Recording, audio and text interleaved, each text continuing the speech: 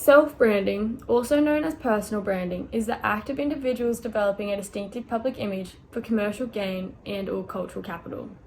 The relevance of personal brand development has become a question of critical importance to young graduates entering into the professional environment.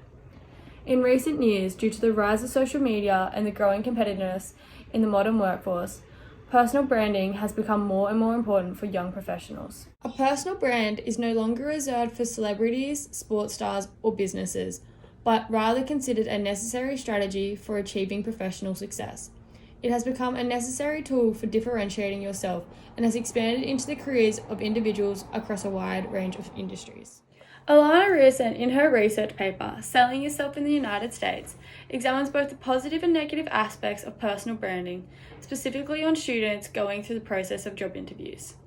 Grierson discovered three main dilemmas young job seekers are facing concerning personal branding. Firstly, building a brand with enough flexibility appropriate for multiple work opportunities. Secondly, ensuring the brand still has a coherent and distinctive face. And finally, how to build such a brand that is applicable to a professional working environment despite having little to no past experience.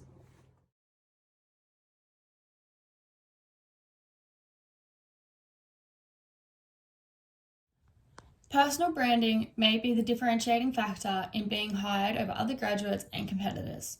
Joel Evans, in his research paper, Branding in Perspective, Self-Branding for Professional Success, explores the importance of self-branding as the new and necessary way of presenting future employers with the values and attributes individuals possess.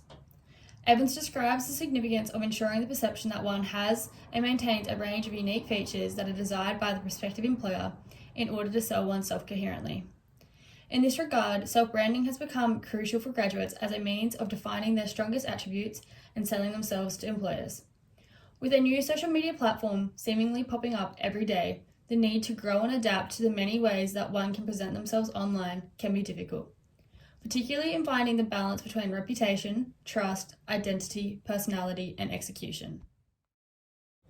The following research seeks to investigate university students and the importance that they place on their online personal brand.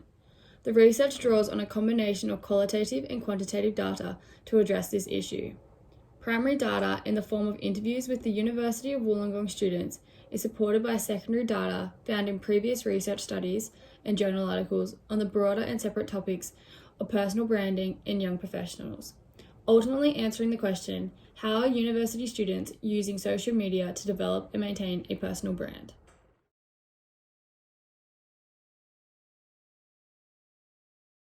My name's Laura Hope. I study law and international relations at the University of Wollongong.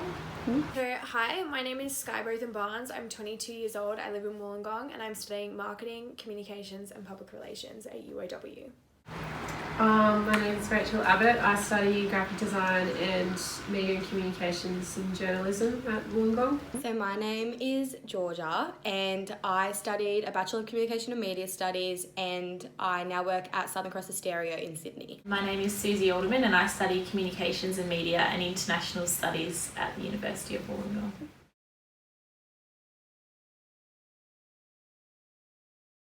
Yep. Yeah. I definitely do have social media accounts. I use Instagram, Facebook, and I have a business account with LinkedIn, but I don't normally use it. I'm an active user of LinkedIn, Facebook and Instagram. I use Instagram a lot, Facebook, Snapchat, Twitter for journalism, LinkedIn for jobs and design.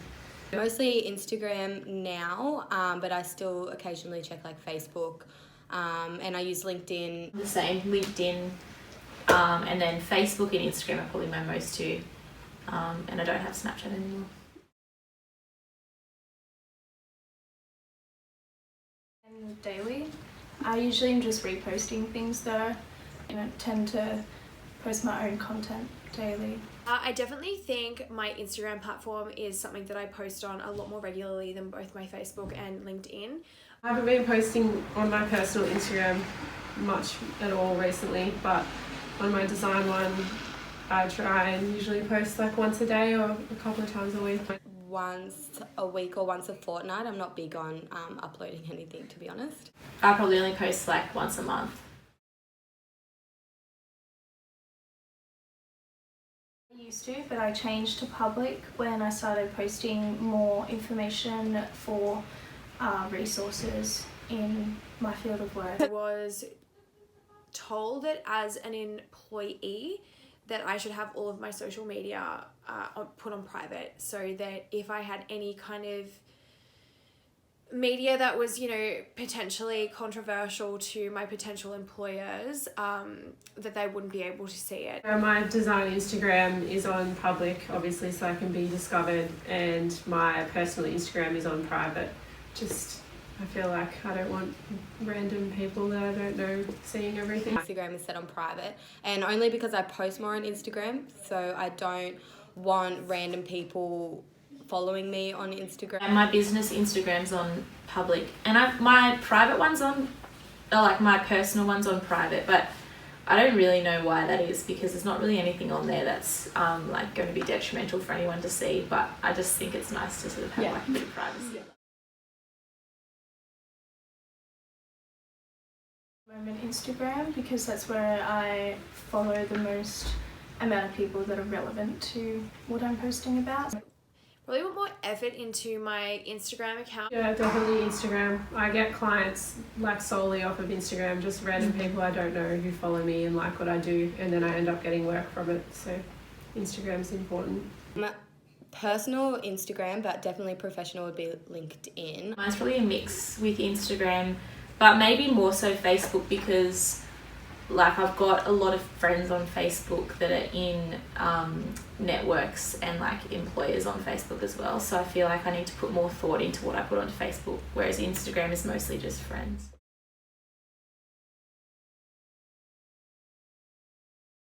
No, I don't have any type of apps or platforms or I guess extensions that, you know, enable me to look at those metrics. My design Instagram's on business, because I need to see what posts are doing well and how many people are looking at my posts and stories and everything like that, and I use a planning app that plans your feed as well. Yeah, I use Business Profile for my business Instagram, but to be honest, like in the recent few months I've hardly posted on that anyway, so I have not used any analytics.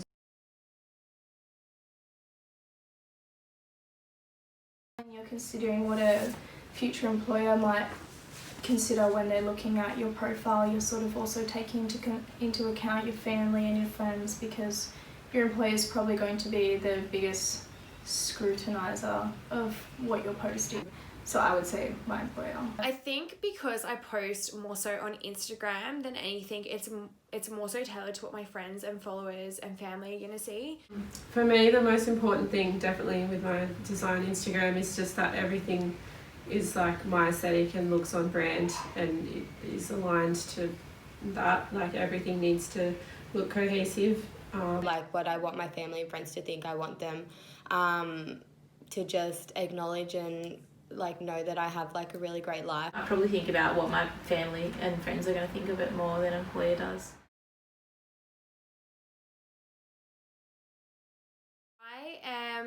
I'm a PR major, and with that, digital media and content creation is a massive part of kind of my job and what I'm going into in the industry. I think to be able to be competent across all platforms is a massive essential. I think that to have an aligned image or a brand of yourself is also a really important thing to be kind of translated across multiple platforms. If you are going to like a marketing or PR kind of field, you definitely need to be competent in all types of social medias, whether it be Twitter, Facebook, Instagram, Snapchat. Obviously, graphic design is so visual that Instagram is just like a huge component of getting work, being seen. Like you can blow up overnight on Instagram, so it's important to post regularly. People in my field of work would struggle to get a good job and stuff like that if they weren't affluent with how social media works personally and in a business sense, because it's so important in graphic design. In comms and media, I like have numerous jobs that I work for organisations or companies that like I'm constantly posting on social media for them.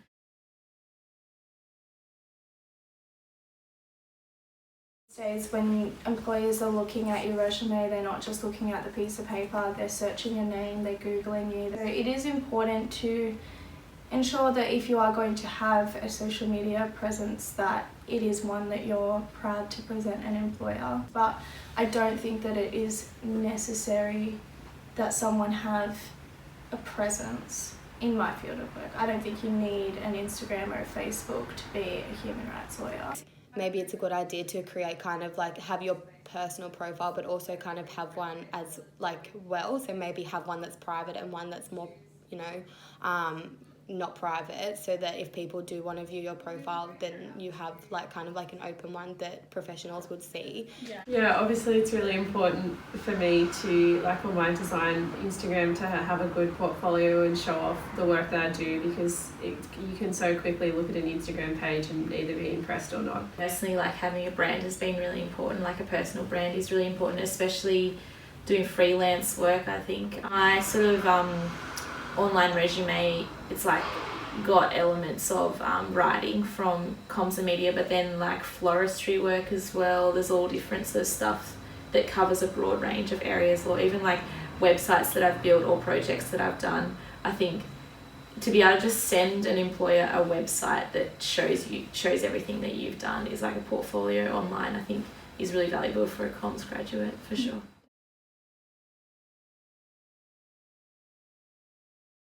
I think that like tailoring yourself, tailoring a message, having a unified kind of message or an objective as what you're trying to achieve on your social media posting, I think that that's like something where you definitely need to start. So execute one specific message that is going to be seen across multiple platforms to, you know, your prospective employees, your friends, your family. I think that you need to be authentic but also business minded. As a design graduate, I think it's good to have a solid Instagram with all of your work that you're proud of on it. And if you do things just for money, like as a freelancer, I do jobs that I do just for the income, but I don't post them on social media because I don't feel like they align with my brand. I think that's a really good thing to do. That's a good point. Yeah. And also to link to your portfolio in your Instagram, so that if they do like what they say, they can easily see more about you, and it's just all professional and Make it aesthetically pleasing. The advice I would give is the advice I should probably take myself, but like just polish everything up when you graduate and make it look as clean as you can.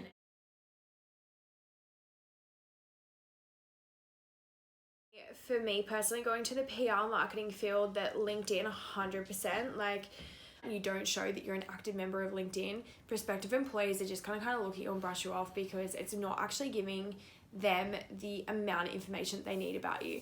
I thought like Facebook, but now I do believe that Instagram, only because you can make it into a personal blog or a business, and people now use it as a platform to represent themselves or their companies. So it's actually turned, I think it's like bigger than Facebook now in representing yourself or your brand or your company. I think LinkedIn is still like the best way to communicate to like future employees. Following the interviews with students from the University of Wollongong, it was found that all of the participants said that they had a social media presence on at least one platform, with Instagram and Facebook having the highest user percentage at 100% each, closely followed by YouTube, Snapchat, LinkedIn, and TikTok, falling between 80 and 40% respectively. From the interviews, 80% of the respondents said that they placed the highest importance and put the most effort into Instagram when creating their personal brand. These results are in line with the findings from the study Social Media as a Personal Branding Tool, a qualitative study of student athletes' perceptions and behaviours, which marked Instagram as the favoured social media, as well as describing it as the best platform for building a personal brand. Despite Instagram being ranked the highest in importance and effort, 90% of the respondents believed LinkedIn was still the best platform for developing a professional personal brand. These beliefs align with the findings from the study The Importance of Personal Branding, Uses of Personal Branding for Career Development and Success by Brenna Collins, which highlights the importance of having a network filled with professionals in a desired field as a way of differentiating an individual from their competition. From the interviews, 70% of participants said that they did not use social media for the primary purpose of promoting themselves as a brand. Further to this, only 20% of them said they used a special feature or third-party app to inform how they posted on social media. However, in contrast to these findings, only one respondent said the visual aesthetic of their social media was not at all important. When asked about rules to follow for posting on social media, the interviewees all agreed that authenticity and consistency with a single message across different platforms is necessary for building and maintaining a personal brand. These perceptions aligned with the findings from Brenner Collins' study, which found that the foundation of any personal brand is authenticity. Similarly, Morton 2011 states that clarity and consistency are essential to creating an effective brand. In the interviews, 90% of the respondents said that they did not believe their social media accounts and their content would have any influence on a prospective employer's decision to hire them, despite a survey conducted by CareerBuilder, which found 70% of employers use social media as a screening tool. Over half of the participants said that they placed a higher importance on the way family and friends saw them on social media over an employer, stating that they don't post anything that would be inappropriate for employers, following the notion if it's not something you want your families and friends to see, you wouldn't post it. Working on this idea, it is clear that most individuals are not ignorant of the fact that what they post can affect not only employment opportunities, but their personal brand as a whole.